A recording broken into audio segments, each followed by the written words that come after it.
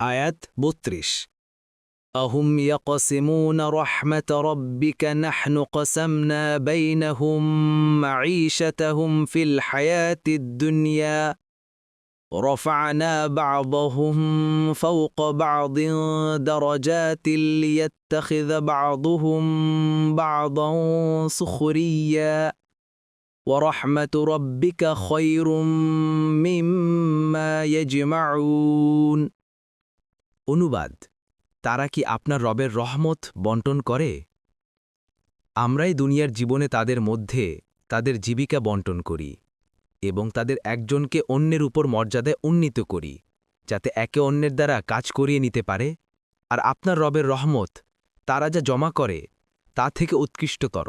তাফসির ১ নং ফুটনোটের বিবরণ। এখানে রবের রহমত অর্থ তার বিশেষ রহমত অর্থাৎ নবুয়ত। সাদি, জালালাইন।